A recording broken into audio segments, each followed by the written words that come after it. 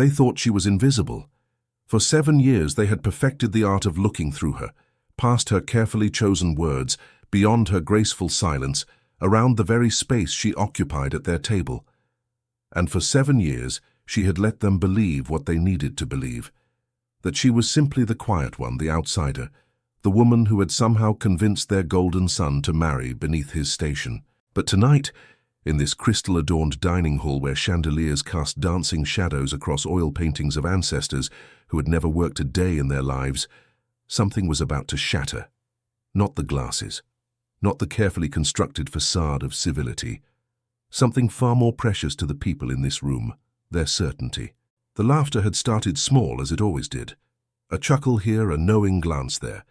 But it had grown, feeding on itself like a fire given oxygen, until it filled every corner of the room. And at the center of it all stood a woman in a midnight blue dress, her hands perfectly still at her sides, her expression unreadable. The microphone sat at the head of the table, abandoned after the patriarch's opening remarks. It had served its purpose, amplifying speeches about legacy and tradition and the importance of family values. Now it waited, innocent and silver, catching the light like a loaded gun no one realized was theirs. What she said next would destroy reputations built over generations. But we're getting ahead of ourselves. To understand how we arrived at this moment, you need to understand who this woman really was, and more importantly, you need to understand why they never bothered to ask. Her name was Amara, though in this family names held weight only when preceded by the right pedigree. She had been born in a neighborhood where success wasn't handed down through trust funds, but earned through scholarships and second jobs. Her mother had cleaned houses, including, ironically, houses very much like the one she now called home. Her father had driven a taxi for 30 years, navigating city streets with the same quiet determination Amara would later apply to navigating boardrooms. But here's what the family never knew, never asked, never bothered to discover. Amara had graduated summa cum laude from an Ivy League business school. Not because her parents could afford the tuition, but because her mind worked in ways that made professors stop mid-lecture and reconsider their own assumptions. She had finished her MBA by 24, turning down 6-figure offers because she had a different plan. She was beautiful, yes, but that was perhaps the only thing the family had correctly assessed about her. What they mistook for simplicity was actually economy of words. What they interpreted as deference was strategic patience. She had learned early that people revealed more when you gave them space to talk, to assume, to underestimate. When she met Marcus, her future husband, at a charity gala, she hadn't been there as a guest. She had been there as an organizer, one of 3 people responsible for turning a modest fundraiser into an event that raised $2.7 million for urban education programs. Marcus had noticed her, not because she was the most glamorous person in the room, but because she was the only one who seemed genuinely disinterested in impressing anyone. Their courtship had been quiet, almost secretive. Not because she was ashamed, but because she understood something Marcus hadn't yet realized. His family would never approve of anyone he brought home, regardless of their background.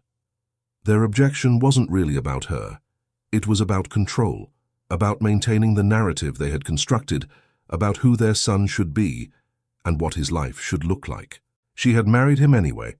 Not for his money, she had her own carefully hidden in accounts and investments his family would never think to look for. Not for status. She had learned early that true power was often held by people whose names never appeared in society columns. She married him because, beneath the armor his family had welded onto him since birth, she had glimpsed something genuine, something worth fighting for. But this dinner, this carefully orchestrated annual tradition where the family gathered to celebrate their patriarch's birthday, this was never going to be about celebration. She had known it the moment the invitation arrived, its calligraphy perfect and its subtext clear. Prove you belong or prove them right. The jokes had started years ago, subtle as poison in honey. Comments about her exotic features, questions about where she was really from, despite being born 3 miles from the hospital where Marcus himself had entered the world. Concerns about whether she understood the complexities of managing a household of this caliber. Suggestions that perhaps she might be more comfortable with different social circles, different expectations, different everything. And she had smiled through it all, nodded politely, passed the crystal, poured the wine, let them believe she was either too naive to understand the insults or too weak to respond to them. But tonight was different. Tonight, the mask was slipping, not hers, but theirs. That might sound absurd to most people, like complaining about winning the lottery, but it was true. What he had wanted, from the time he was old enough to understand what wanting meant, was to be seen as separate from the fortune that preceded him, to be Marcus, not Marcus heir to the Ashford empire. He had built his own company, yes, but even that victory was hollow. The seed money had come from a trust fund. The connections that opened doors came from his last name. The success that followed, though genuine, would always carry an asterisk in his mind. His father, Marcus Ashford II, had built the family's contemporary fortune in commercial real estate. But the wealth went back further. Railroads, then oil, then technology investments, made with the kind of insider knowledge that would be illegal today, but was simply called business acumen back then. The Ashfords didn't just have money. They had the kind of generational wealth that came with its own gravitational pull, bending opportunity and privilege toward them without effort. His mother, Catherine, came from similar stock, a banking family whose name still appeared on buildings in 3 major cities. She had been raised to marry well, to hostess flawlessly, and to maintain the family image with the precision of a museum curator. She had succeeded at all 3, though the cost of that success could be measured in the distance between her public smile and her private silence. Marcus had 2 siblings. His older sister, Victoria, had married a senator and now spent her time organizing fundraisers for causes she didn't care about and managing a social calendar that would exhaust a military strategist. His younger brother, Jonathan, had gone the venture capital route, making more money on top of his inheritance through investments in tech startups, most of which failed but enough of which succeeded to let him feel like he had earned something. This was the family dynamic. Success was assumed, failure was unacceptable, and deviation from the approved path was met with the kind of polite, persistent pressure that could reshape steel. They didn't yell. They didn't threaten. They simply made it clear through 1,000 small comments and carefully constructed social situations what was expected and what would happen if those expectations weren't met.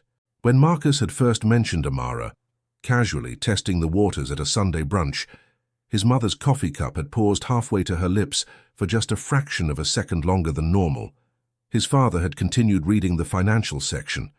Victoria had asked with perfect innocence, "And what does her family do?"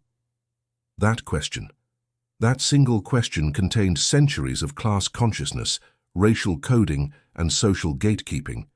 It wasn't really asking about careers or accomplishments. It was asking, is she one of us? Does she belong? Will she embarrass us? Marcus had fumbled the answer because he had only just begun to know Amara then. She works in non-profit management, he had said, which was technically true, but criminally incomplete. How noble, his mother had replied, and somehow those 2 words had conveyed both dismissal and disdain.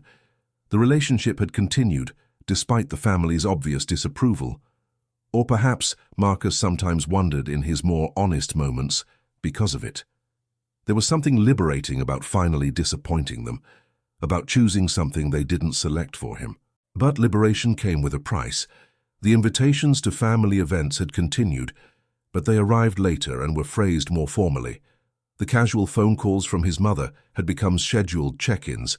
His father's questions about the business had taken on an edge, as if Marcus's judgment in personal matters might bleed into his professional decisions. And Amara had been subjected to a masterclass in subtle hostility.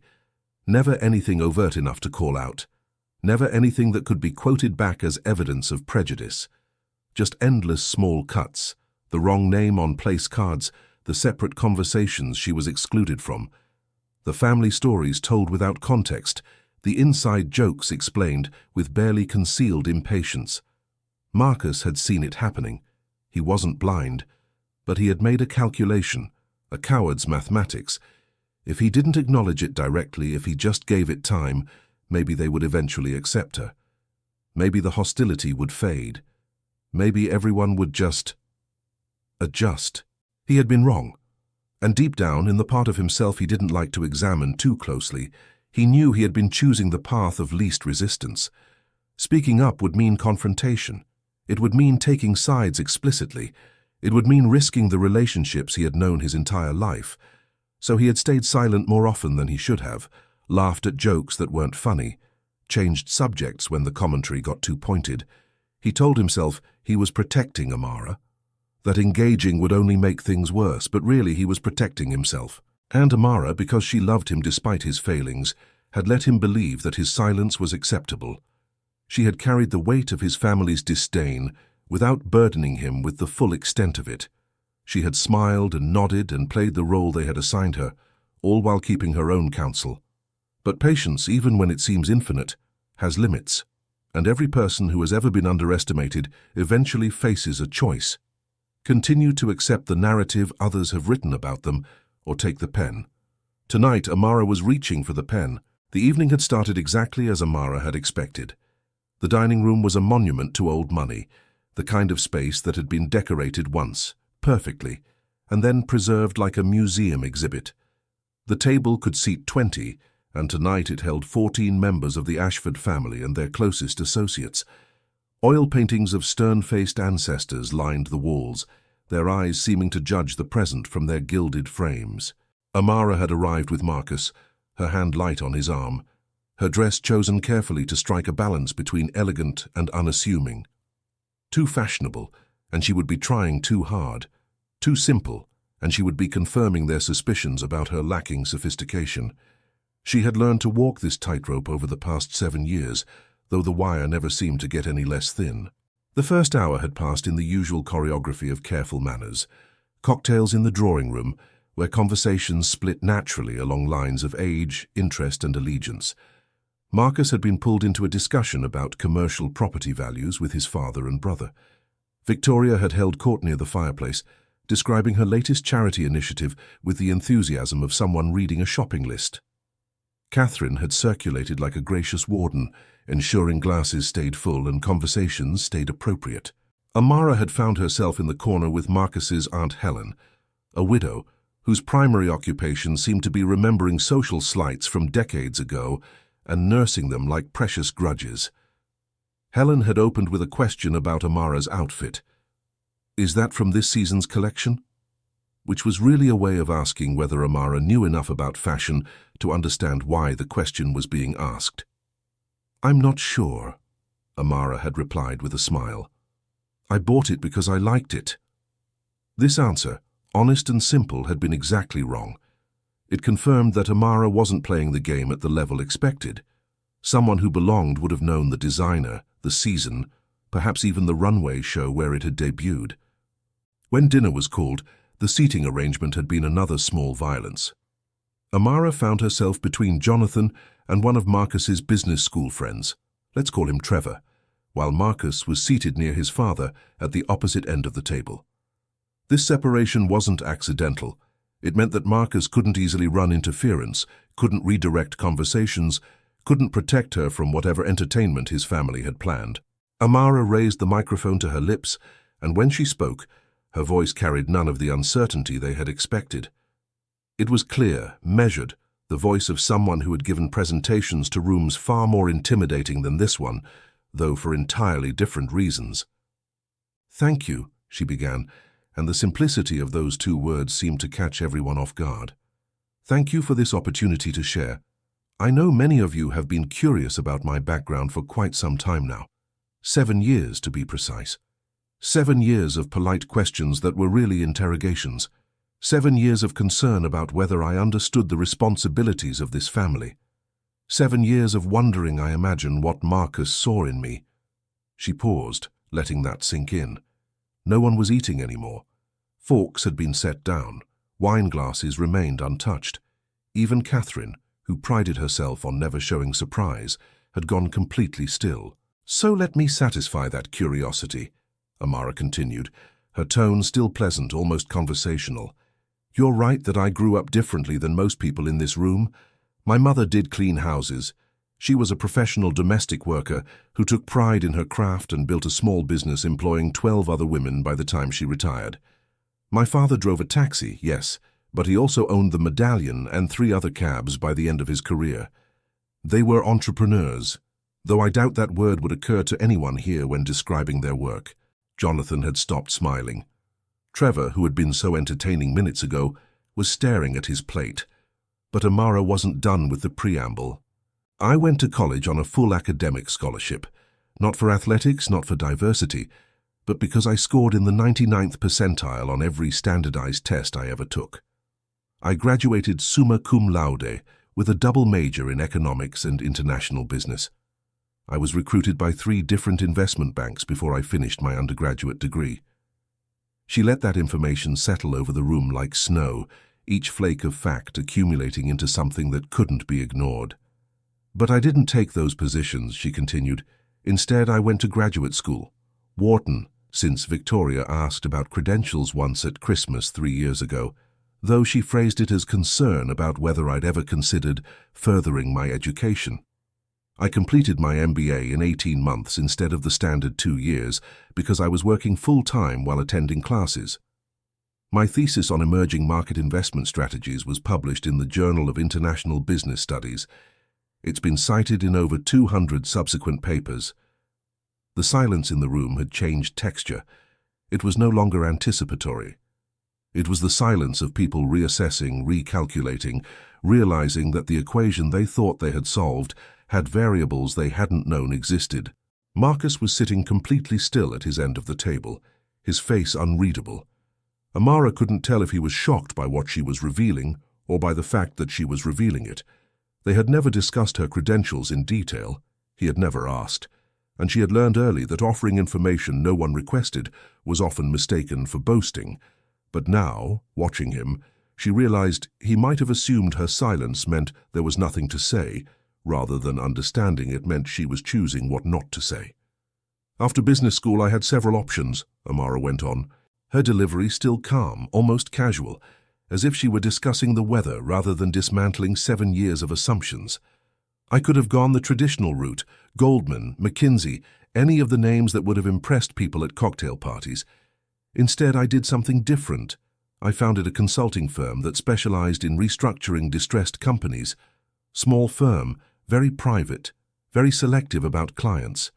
We didn't advertise. We didn't need to. Our results spoke for themselves. She shifted her weight slightly, her subtle reminder that she was completely comfortable standing while everyone else sat in increasing discomfort. The firm operated under a corporate name, Meridian Strategic Partners. Perhaps some of you have heard of it, though I doubt you connected it to me. We maintained strict confidentiality agreements with all our clients. Our business model was simple.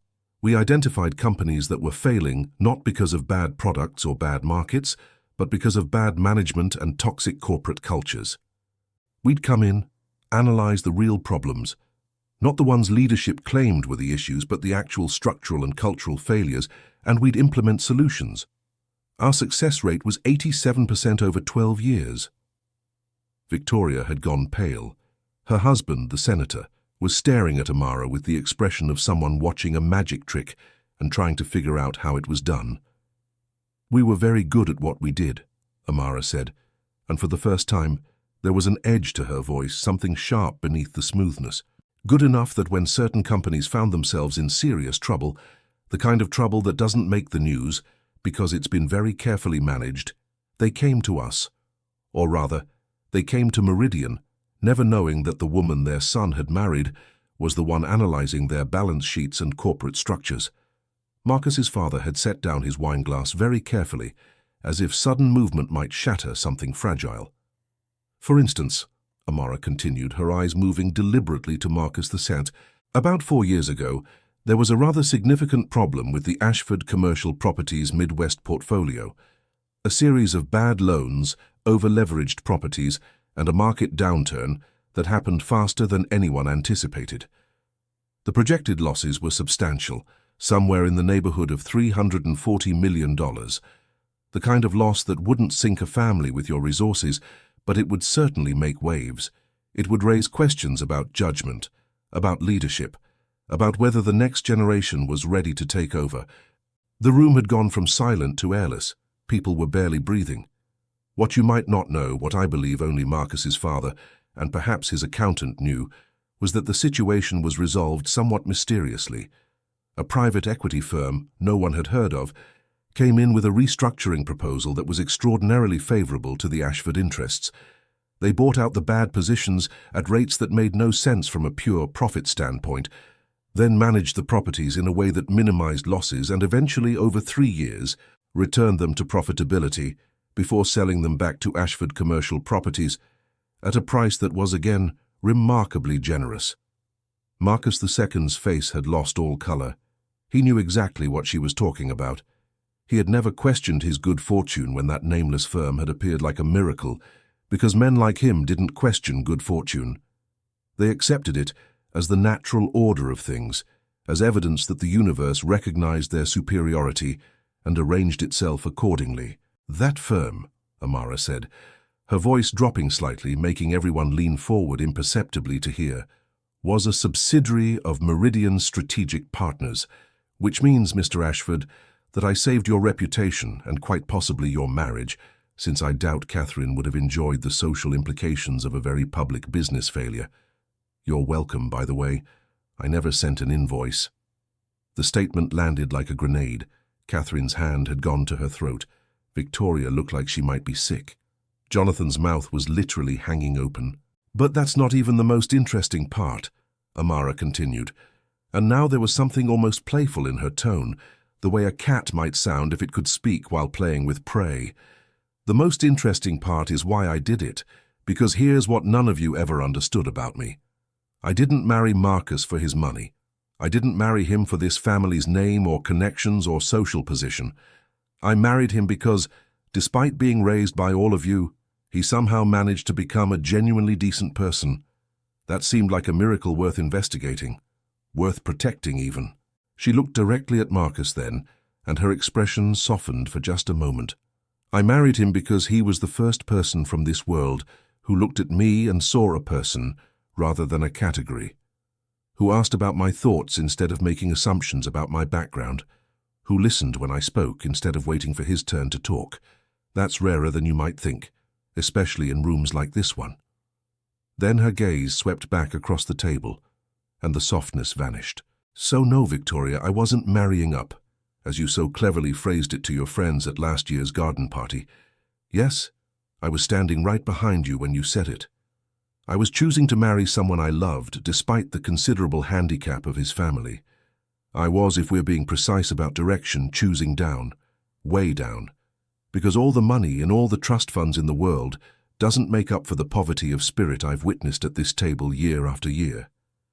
The words hung in the air like smoke after gunfire. Several people looked genuinely stricken, as if the idea that they might be found wanting by someone they had dismissed was more shocking than any revelation about business deals or secret credentials. Amara adjusted her grip on the microphone, a small gesture that nonetheless commanded attention. "Now I could stop there. I could put this microphone down, sit back down, and we could all finish our dinner in uncomfortable silence. Some of you would apologize later, privately, in ways that wouldn't cost you anything. Some of you would simply never mention this evening again, pretending it never happened. That's how families like this work, isn't it? Unpleasant truths are simply rewritten or ignored until they fade into the category of things we do not discuss." She paused, and in that pause everyone seemed to hope that she would indeed stop, that the damage would be contained to what had already been said. "But I'm not going to stop there," Amara said quietly, "because there's one more thing you need to know. One more piece of information that I've been sitting on for 3 years now, waiting for the right moment. And I think after tonight, after watching you all laugh at Trevor's little performance, after seeing you pass me that microphone like you were handing a child a toy to keep her occupied, I think this is exactly the right moment." The tension in the room had become almost unbearable. Marcus had half risen from his chair, though whether to stop her or support her, even he probably didn't know. "There's a name," Amara said, "that I think will be very familiar to everyone at this table. A name that's been in the news quite a bit lately, particularly in financial circles. A name associated with a rather spectacular scandal involving insider trading, fraud, and the kind of corporate malfeasance that ends careers and sometimes results in prison sentences. She let that hang for a moment, watching faces around the table cycle through confusion, concern, and dawning horror as different people began to make different connections. "That name," Amara said, her voice steady and clear and completely without mercy, "is Richard Hartwell." The reaction was immediate and varied. Catherine actually gasped, an uncharacteristic break in her carefully maintained composure. Jonathan's face went from confused to panicked so quickly it might have been comical under different circumstances. Marcus's father stood up abruptly, his chair scraping violently against the floor. But it was Victoria's reaction that was most telling. She had gone completely white, and her hand reached out blindly for her wine glass, knocking it over. Red wine spread across the white tablecloth like blood, and no one moved to stop it. Amara watched the wine spread with detached interest before continuing, her voice cutting through the chaos of reactions. "I see that name means something to several of you. It should. Richard Hartwell was, until his arrest 6 months ago, a managing partner at Hartwell & Associates, one of the most respected investment firms in the country. Was, I should emphasize, because right now he's facing federal charges that carry a potential sentence of 25 years. Victoria was shaking her head, a small, desperate gesture. I don't know what you're implying." "I'm not implying anything, Victoria," Amara said calmly. "I'm stating facts. Richard Hartwell is your college roommate's husband. He's also someone you and your father had extensive business dealings with over the past decade. In fact, if I remember correctly, and I do because I have copies of the relevant documents, the Ashford Family Trust invested over $60 million in various funds managed by Hartwell's firm." Marcus II had found his voice. "That's hardly unusual. Many families of our standing invested with Richard. His reputation was impeccable until the SEC discovered that his returns were too consistent to be legitimate," Amara finished. "Yes, I'm aware. I'm also aware that most of his investors lost substantial sums when the fraud was uncovered. Most, but not all. Some investors, a very select few, managed to withdraw their principal investments plus healthy returns just weeks before the investigation became public. Remarkably fortunate timing, wouldn't you say?" The implication was clear, and Marcus II's face had gone from pale to flushed. "Are you accusing me of—" "I'm not accusing you of anything," Amara interrupted, her voice still maddeningly calm. "I'm simply noting the remarkable coincidence that the Ashford Family Trust liquidated its entire position in Hartwell's funds 6 weeks before the scandal broke. I'm also noting that such prescient timing might interest federal investigators should they become aware of it. It might lead them to ask questions about what the Ashford family knew and when they knew it." Catherine had recovered enough to speak. "This is absolutely inappropriate. Whatever business dealings my husband had, were based on information provided by your daughter," Amara said, turning her attention to Victoria. "Information that Victoria received from Richard's wife, Sarah, who was in a rather desperate emotional state and said things she probably shouldn't have said. Things about her husband's business practices, things that, if acted upon, would constitute insider trading." Victoria looked like she might actually cry. "Sarah was my friend. She was upset. She needed someone to talk to. I never meant—" "You never meant for it to become a federal crime," Amara finished gently, and there was something almost pitying in her tone now. "I believe you. I genuinely do. You heard something alarming from a friend. You told your father out of concern for the family's investments. He acted on that information. None of you thought of it as insider trading, because that's not how people like you think. You think of it as networking, as leveraging relationships, as simply using the information available to you. The law, unfortunately, sees it differently." The room had gone absolutely silent. Even the staff, who had been moving discreetly in and out with courses, had disappeared entirely, perhaps sensing that whatever was happening was far above their pay grade to witness. "The statute of limitations on insider trading is 5 years, Amara continued almost conversationally. "The withdrawal of the Ashford investments happened 3 years ago, which means there's still plenty of time for charges to be filed, should the right information reach the right people. And here's the thing about federal investigators. Once they start pulling threads, they're very thorough. They look at everything: phone records, emails, financial transactions. They interview everyone who might have relevant information. She let that implication settle like dust. "Now, you might be wondering how I know all of this," Amara said, and now she did smile, though it wasn't a pleasant expression. "Sarah Hartwell, Victoria's dear friend. She came to me about 18 months ago. She didn't know who I was, not really. She knew me as Marcus's wife, as someone on the periphery of this social circle. She thought I was safe, neutral, someone she could talk to who wouldn't judge her or use her pain for social currency. She told me everything, about her husband's fraud, about her conversation with Victoria, about her guilt over what that conversation might have enabled." Victoria was crying now, tears running silently down her carefully made-up face. "I didn't know what she was going to do with that information. I swear I didn't know." "I believe you," Amara said again, and she meant it. "But ignorance isn't actually a defense in cases like this. Intent matters, but so do actions and consequences. And the consequence of your action was that your family profited from material non-public information about a securities fraud. That's the definition of insider trading, Victoria. That's federal prison time." Marcus had finally stood, had finally moved from his end of the table toward Amara. "Why are you telling us this?" he asked, and his voice was rough with emotion she couldn't quite identify. "Why now?" Amara looked at him, really looked at him, and for a moment her expression shifted. There was sadness there and something that might have been regret. "Because I'm tired, Marcus. I'm tired of being treated like I'm the one who doesn't belong in this room. I'm tired of your family acting like they are superior when they have spent years operating with the kind of moral flexibility they'd condemn in anyone else. I'm tired of being the target of your sister's little comments and your mother's concern and your father's dismissal, and mostly I'm tired of you letting it happen." That last sentence landed with particular force, and Marcus flinched visibly. "I've been sitting on this information for 18 months, Amara continued. 18 months of knowing that I had the power to destroy this family's reputation, to bring federal scrutiny, to unravel the carefully constructed image of respectability that means so much to all of you. 18 months of attending dinners like this one and saying nothing.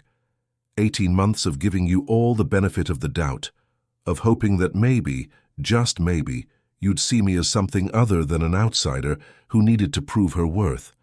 She looked around the table, meeting each person's eyes in turn. "But tonight, with that microphone and those jokes and that casual cruelty, you made it clear that nothing I could ever do would be enough.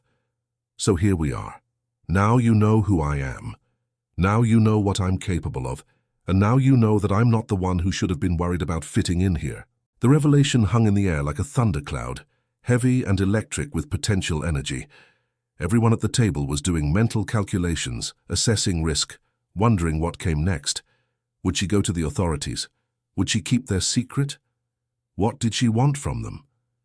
But Amara wasn't finished. She had one more card to play, one more truth that would shift everything. "I want to be clear about something," she said, her voice softening slightly. "I'm not telling you this to blackmail you. I'm not asking for anything. In fact, I've already made my decision about what to do with this information." She reached into the small evening bag she'd set by her chair and pulled out a thick manila envelope. She placed it on the table with deliberate care. "This contains copies of everything: Sarah's statements to me, documentation of the suspicious timing of the Ashford Trust withdrawals, communications between Victoria and your father around the relevant dates, everything a federal investigator would need to build a case." Catherine had gone absolutely still. "What are you going to do with that?" "Nothing," Amara said simply. "I'm not going to the authorities. I'm not going to expose you. Despite everything, I'm not interested in destroying this family.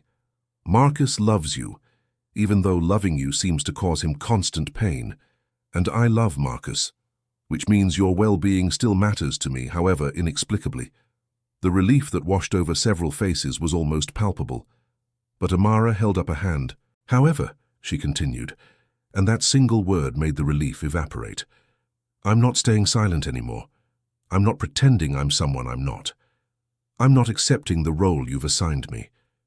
From this moment forward, I'm in this family on my terms, or I'm not in it at all. That means no more jokes at my expense, no more dismissive comments, no more treating me like I'm intellectually or culturally inferior. It means recognizing that I've done more to protect this family's interests than most of you sitting at this table, and doing it without recognition or thanks, because that's what adults do for the people they've chosen to be connected to. She picked up the envelope and held it for a moment. I'm keeping this. Consider it insurance, not against you doing anything intentionally harmful. I don't think any of you would. But insurance against the death by 1,000 cuts I've been experiencing.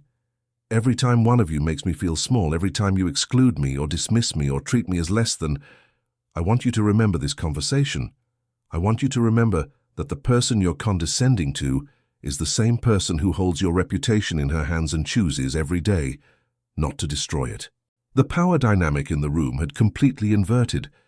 The people who had started the evening so confident in their position, so secure in their superiority, now sat in uncomfortable awareness that they had been wrong about almost everything. They had been wrong about who Amara was. They had been wrong about their own invulnerability. They had been wrong about who held power and who needed protection. Marcus's father stood, and when he spoke, his voice was different than it had been all evening, quieter, more careful. I believe I owe you an apology. I believe we all do. Yes, Amara said simply. You do. But I don't need them tonight. Tonight I just needed you to understand who I am. Apologies can wait until they're sincere, rather than motivated by fear. That's when Marcus finally stood up from his chair at the end of the table, his movement decisive in a way it hadn't been all evening. He walked the length of the dining room, his footsteps echoing in the silence, and when he reached Amara, he didn't hesitate. He took her hand, the one not holding the microphone, and faced his family with an expression that none of them had seen before. Marcus stood beside Amara, still holding her hand, and for the first time in 7 years of family dinners, he looked at his parents, his siblings, and their assembled guests with something that resembled disappointment, rather than the usual careful neutrality he maintained to keep the peace. When he spoke, his voice carried a weight that came from years of things left unsaid, finally demanding to be voiced. I need to say something, he began, and his grip on Amara's hand tightened slightly as if drawing strength from the contact. Something I should have said a long time ago, but I convinced myself that silence was kindness, that not making waves was the same thing as keeping the peace. I was wrong about that. I was wrong about a lot of things. His mother started to speak, but Marcus shook his head. No, Mom, not this time. You've all had 7 years to talk. 7 years to make your little comments and your observations and your concerns. Tonight you're going to listen. The firmness in his voice was unfamiliar to everyone in the room, perhaps including Marcus himself. He had spent his entire life as the good son, the one who didn't cause problems, who mediated conflicts rather than creating them. But there was something different in his posture now, something that suggested he had finally reached the limit of what he was willing to tolerate. I knew, he said, looking directly at his father. Not all of it, not the full extent of what Amara just shared, but I knew she was brilliant. I knew she had built a successful consulting firm. I knew she was managing significant business interests. I've known since before we got married. He paused, letting that sink in. What I didn't know, what I failed to discover until far too late, was that she had been protecting all of you while you spent years treating her like she was the one who needed protection. Victoria wiped at her eyes, smearing mascara, but Marcus's attention had already moved on. When I met Amara, do you know what struck me first? It wasn't her beauty, though she's beautiful. It wasn't her grace, though she has that in abundance. It was the fact that she listened, really listened. When I talked about the business, she asked questions that made me reconsider assumptions I'd been making for years. When I talked about this family, she heard things I wasn't saying out loud. She understood the dynamics, the pressures, the expectations, all of it, and she never judged me for being complicit in a system I claimed to disagree with. He looked at Amara then, and there was something raw in his expression, something that looked like both love and shame. I knew you were too good for this family. I knew it when you agreed to marry me. I knew it every time you sat at this table and smiled through comments that would have made me leave the room if they'd been directed at me. I knew it every time my mother called you with some new concern about how you were managing the household or representing the family. I knew it, and I stayed silent because I told myself I was protecting you by not making it worse. His voice had dropped, become almost confessional.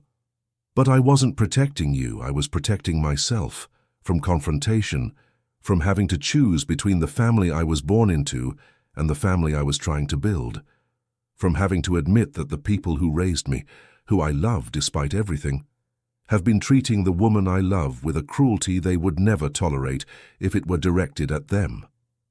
Catherine had recovered some of her composure. "Marcus, we never meant—" "Yes, you did," Marcus interrupted, and there was no anger in his voice, which somehow made the words more devastating. "You meant every word, every implication, every dismissal. You meant it when you seated her away from me at dinners. You meant it when you planned family events without consulting her. You meant it when you made jokes about her background. You meant all of it. What you didn't mean was for there to be consequences. You thought you could treat her however you wanted, because she loved me and would endure anything to keep that relationship intact." He turned to face the entire table, still holding Amara's hand. "Here's what I've learned in the past 7 years. Amara has more integrity in her little finger than most people in this room have in their entire bodies. She's smarter than all of us. She's more compassionate. She's more successful in ways that actually matter, in ways that aren't just about inheritance and trust funds and family names. And she chose to be part of this family anyway, not because she needed us, but because she loved me enough to endure you."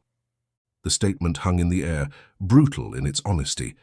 Jonathan looked like he wanted to argue but couldn't find the words. Trevor, who wasn't even family, seemed to be trying to disappear into his chair. "I'm ashamed," Marcus continued, and his voice cracked slightly on the word. "I'm ashamed that I let this go on for so long. I'm ashamed that I prioritized my comfort over her dignity. I'm ashamed that it took her having to do this, having to stand up here and lay out exactly who she is and what she's done, for me to finally find the spine to say what I should have said years ago." He looked at his father, and there was a lifetime of complicated emotion in that look. "Dad, you taught me about business. You taught me about responsibility and legacy and the weight of a family name. But you never taught me about respect, real respect, not the kind you perform in public, but the kind you show in private, especially to people who can't do anything for you. Amara showed me what that looks like. She's shown me every day for 7 years, and I've failed to match her example." Marcus turned to Victoria, whose tears had started flowing again. "Vic, you're my sister and I love you, but you've been vicious to Amara in ways you'd never tolerate from anyone else. You've made her feel unwelcome in her own home, in her own family, and I let you do it because confronting you would have made holidays awkward. I chose awkward silence over standing up for my wife, and that makes me complicit in everything you did." Then he addressed his mother, and this seemed to be the hardest for him.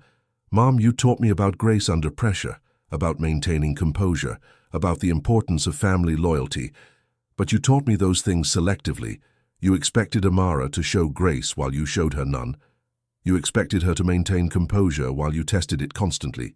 You demanded family loyalty while treating her like an outsider who had tricked her way in." Catherine's carefully maintained mask was cracking, lines of distress showing around her eyes and mouth. "We were trying to protect you," she said quietly. "We were worried." "You were worried about appearances," Marcus said, not unkindly but firmly. "You were worried about what people would think.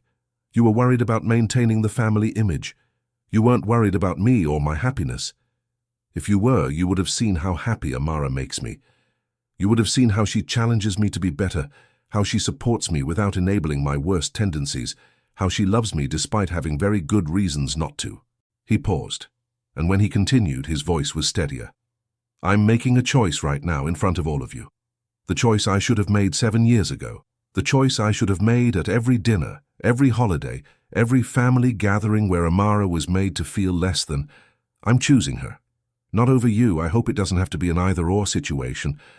But if it does, if you can't treat my wife with the respect and dignity she deserves, then yes, I'm choosing her over you. Every single time." The declaration resonated through the room like a bell. This wasn't a temporary stance or a heated moment of defensiveness. This was a line being drawn, a boundary being established, a fundamental reordering of priorities that everyone understood would shape every family interaction going forward. "Amara has been the best thing that ever happened to me," Marcus said, and now his voice was almost gentle. "She's made me a better person, a better businessman, a better man than I would have been without her. And all of you have spent 7 years trying to make her feel like she wasn't enough, wasn't right, wasn't acceptable. When the truth is, she's been better than all of us from the beginning. She's been operating at a level we couldn't even recognize because we were too busy looking down at her to realize we should have been looking up." He squeezed Amara's hand, then released it and turned to face her directly, his back now to his family. "I'm sorry," he said, and his voice was thick with emotion. "I'm sorry I didn't stand up for you sooner. I'm sorry I let you carry this alone. I'm sorry I was more worried about keeping the peace than about protecting your peace. You deserved better than what I gave you, and you definitely deserved better than what they gave you. I can't undo 7 years of failing you, but I can promise you this: it stops now, tonight. If they can't see your worth, if they can't treat you with the respect you've earned 1,000 times over, then they won't have access to either of us." It was perhaps the longest speech anyone had ever heard Marcus give, and certainly the most emotional. He had always been measured, controlled, the one who smoothed over conflicts rather than creating them. But something had broken open in him, or perhaps something had finally healed enough to allow him to speak truths he'd been carrying for years. His father stood again, and this time when he spoke, there was something different in his voice. Not quite humility, but at least recognition. "Son, I think we all need to hear what you're saying. I think we need time to process." "No," Marcus said, and the single word cut through his father's attempt at deflection. "No more processing, no more time, no more pretending we're going to think about things and discuss them later and maybe come to some understanding. Right here, right now, I need to know, can you treat my wife with respect? Can you see her as an equal? Can you acknowledge that you've been wrong about her and change how you behave?" The questions hung in the air, and the silence that followed them was heavy with the weight of what was being asked.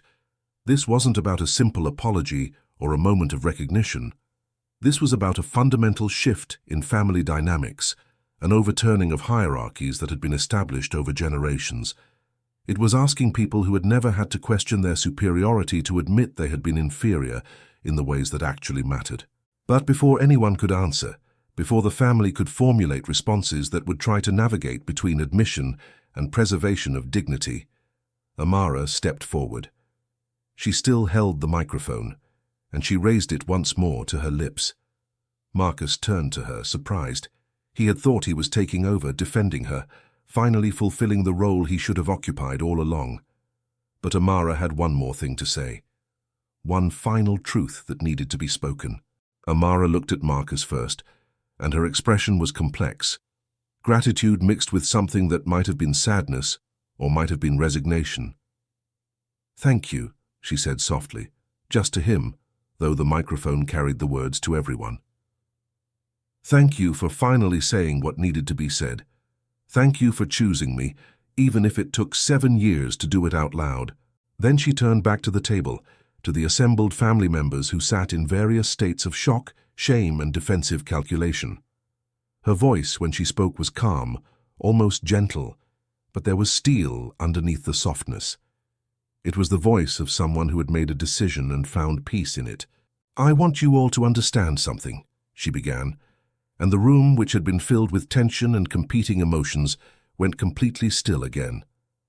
"What I shared tonight about my background, my education, my business, the situation with the Hartwell investments, I didn't share those things to prove my worth to you. I don't need your validation. I never did. I shared them so you would understand the full extent of your own blindness."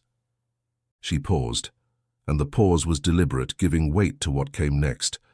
"For 7 years you've had a consultant who restructures failing organizations sitting at your table. Someone who specializes in identifying toxic cultures and dysfunctional power dynamics. Someone who has been paid millions of dollars by other families, other companies, other organizations to tell them exactly where they're failing and how to fix it. And you never once thought to ask me what I saw when I looked at you." The statement landed with precision. Several people shifted uncomfortably, beginning to understand that there was another layer to this revelation, another shoe waiting to drop.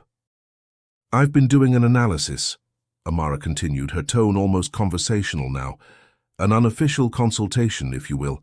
7 years of observation. 7 years of watching how this family operates, how you communicate, how you handle conflict, how you treat people you perceive as having less power than you. And I want you to know, if you were one of my clients, I would have recommended a complete restructuring years ago. This family is failing in every metric that actually matters." Catherine's hand had gone to her throat again, that telltale gesture of shock and distress. But Amara wasn't being cruel. She was being clinical, accurate, the same way she would be with any client who had hired her to tell them the truth. You have wealth, yes. You have social position. You have a legacy that goes back generations. But you have no genuine connection, no trust, no psychological safety. You have children. She gestured toward Marcus, Victoria, and Jonathan, who have spent their entire lives trying to meet impossible standards while never feeling truly seen or valued. You have marriages. Her eyes moved to Marcus's parents, that function as social partnerships, but not emotional ones. You have a system that prioritizes appearance over substance, control over growth, tradition over adaptation. She set the microphone down on the table for just a moment, and in that brief silence everyone seemed to hold their breath. Then she picked it up again, and when she spoke, her voice carried a finality that made it clear this was the conclusion, the summation, the moment everything had been building toward. "I want to thank you," Amara said, and the unexpected gratitude in her tone made everyone look up sharply. "Sincerely. Thank you for making it so clear, tonight and over the past 7 years, that I don't belong here. Because you're absolutely right. I don't belong in a system that values legacy over humanity. I don't belong in a family that treats love as transactional and respect as something to be earned through the right credentials or the right last name. I don't belong in a space where cruelty is disguised as concern and exclusion is framed as tradition." She smiled then, and it was genuine, almost peaceful. "But here's what took me too long to realize. Not belonging here isn't a failure on my part. It's a success. It's a sign that I've retained something essential about myself, despite 7 years of pressure to conform, to diminish, to accept being less than what I am. It's proof that your system didn't break me, even though it certainly tried." The room was so quiet that the sound of someone's breath seemed loud. Amara looked at each person at the table, her gaze moving deliberately from face to face, and when she spoke again, her voice was soft but absolutely clear. "I hope someday you find the courage to see yourselves the way I see you. Not as the elevated, cultured, superior people you believe you are, but as frightened children playing dress-up in your ancestors' clothes, terrified that someone will discover you have no idea who you are without the armor of wealth and status. I hope you find that courage, because it would mean freedom for all of you, especially for Marcus, who deserves better than to live his life trying to be good enough for people who don't know how to recognize goodness when it's sitting right in front of them." She placed the microphone gently on the table, the small sound of it touching the wood somehow final, like a gavel closing a case. And then she delivered her final sentence, the one that would echo in that dining room and in those people's minds long after the evening ended. "The truth is, you never needed to accept me into your family. I just needed to realize that I never wanted to be part of something this small."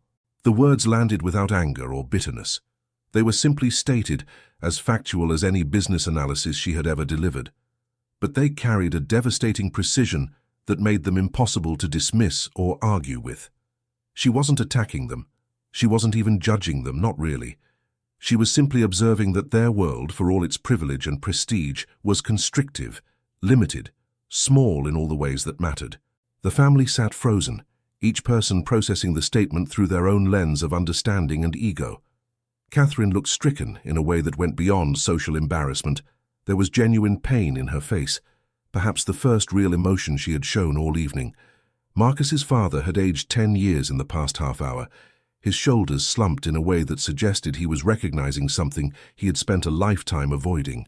Victoria was openly crying now, her carefully constructed image completely abandoned. Jonathan looked like he was trying to compute an equation that didn't have a solution. Even Trevor and the other guests who weren't family seemed personally affected, as if Amara's words had held up a mirror that reflected not just the Ashfords, but an entire class of people who operated under similar assumptions. Marcus stood beside Amara, and when she turned to look at him, there was a question in her eyes. Not whether he still chose her, his earlier speech had made that clear, but something deeper. Whether he understood what choosing her actually meant. Whether he was ready for what came next. Because the final blow, the one that would determine the future of everyone in that room, didn't come from Amara's revelations or Marcus's declarations. It came from what happened in the silence that followed, in the space between the truth being spoken and the response being formulated. It came from the moment when every single person at that table was forced to confront not just what they had done to Amara, but who they had been while doing it. What happened next, in the minutes and hours and days that followed, would force every single person in that room to confront themselves in ways they had spent lifetimes avoiding. The question wasn't whether they would apologize or change or make amends. The question was whether they had the capacity to recognize that they needed to, whether they could see that the person leaving their orbit wasn't escaping something precious, but freeing herself from something toxic. And as Amara stood there in her midnight blue dress, her hand finding Marcus's again, her expression calm and dignified and utterly at peace with her decision, it became clear that she had already moved beyond needing their answer. She had delivered her final sentence. She had spoken her truth, and now, for the first time in 7 years, she was free. The microphone sat on the table where she had placed it, silent and silver, no longer needed. The power in the room had shifted so completely that it would never shift back. And in the crystal-adorned dining hall, where chandeliers still cast their dancing light, a woman who had been invisible for 7 years had finally been seen, not because she had changed, but because she had finally shown them exactly who she had been all along. The silence that followed Amara's final words stretched for what felt like an eternity, but was probably only 30 seconds. Then Marcus's father did something no one expected. He sat down slowly, deliberately, and when he looked up at Amara, there were tears in his eyes. "You're right," he said, his voice rough with emotion he rarely allowed himself to show. "About all of it. And I'm sorry. Truly sorry. Not because you have leverage over us, but because you deserved better, and we failed to give it to you." Catherine followed, her composure finally breaking completely as she stood and walked around the table. She stopped a few feet from Amara, respecting her space. "I have no excuse," she said quietly. "I treated you the way I was taught to treat people I perceived as different, and I never questioned whether that teaching was right. I'm ashamed of myself, and I understand if you can't forgive me." The apology was raw, unpolished, nothing like Catherine's usual careful speech, and that made it genuine. Victoria approached next, her face blotchy from crying. "I was jealous," she admitted. "You had something real with Marcus, something I've never had in my marriage, and instead of examining my own life, I tried to diminish yours. I'm so sorry." Her voice cracked on the last word. The apologies continued, some clearly more sincere than others. Jonathan's felt performative, focused more on protecting himself than acknowledging harm. Trevor mumbled something about not understanding and being sorry before practically fleeing the room. But enough of them were real, painful, awkward, genuine acknowledgements of wrongdoing, that the atmosphere in the room fundamentally changed. Amara listened to each one, nodding quietly, her expression neither forgiving nor condemning. She wasn't there to absolve them or punish them. She was simply bearing witness to their reckoning, allowing them their moment of confrontation with themselves. When the apologies finally ended, Amara looked at Marcus. "I think we should go," she said softly. And together, hand in hand, they walked out of that crystal-adorned dining room with her dignity not just intact, but radiating from her like light. They didn't speak until they reached the car. Marcus opened her door, then walked around to the driver's side, and they sat in the quiet darkness of the vehicle for a long moment before either of them moved. The estate's exterior lights cast shadows across their faces, and through the windows of the dining room, They could see the family still seated, still processing. Marcus turned to her, and when he spoke, his voice was thick with emotion. "I should have done that years ago. I should have protected you from all of it. I let you carry that alone, and I—" His voice broke, and he had to stop, pressing his palms against his eyes. Amara reached across the console and took his hand, waiting until he could look at her again. "You did it tonight," she said gently. "You stood up. You chose. That matters more than you know." There was no resentment in her voice, no recrimination for the years of silence, just acknowledgement of what he had finally become. "I love you," Marcus said, and the words carried the weight of everything unsaid over 7 years. "Not despite who you are, but because of it. You're extraordinary, and I'm sorry I let anyone make you feel otherwise." Amara smiled, and it was the first genuinely peaceful smile she'd worn all evening. "I know who I am, Marcus. I've always known. What I needed was for you to know it too, and to care enough to say it out loud." She leaned across and kissed him softly. "Now I do. Now we both do."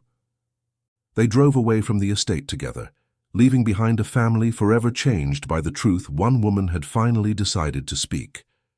The power dynamics would never return to what they were. Amara had walked away with something more valuable than their acceptance. She had walked away with her truth spoken and her dignity intact, and the knowledge that silence had never been weakness. It had been strategy, patience, and the wisdom to wait until her words could change everything. Never mistake silence for weakness. The quietest person in the room is often the one who sees the most, understands the most, and has the most power. They're simply choosing when and how to use it.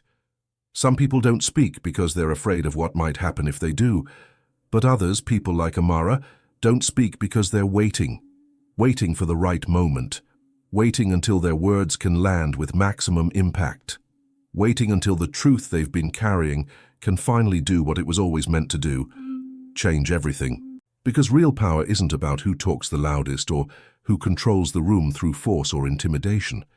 Real power belongs to the person who can sit quietly at a table full of people who underestimate them, who can smile through years of subtle cruelty, who can watch and learn and prepare, all while knowing that when they finally choose to speak, every single word will count.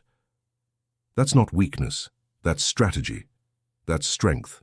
That's the kind of power that doesn't announce itself until it's already won. So the next time you encounter someone who seems quiet, someone who doesn't fight for attention or demand recognition, someone who lets others fill the silence while they simply observe, pay attention. Because you might be in the presence of someone like Amara, someone who doesn't need to prove anything to anyone, but who could change your entire world with a single sentence if they chose to, and by the time you realize what you've been underestimating, it will already be too late.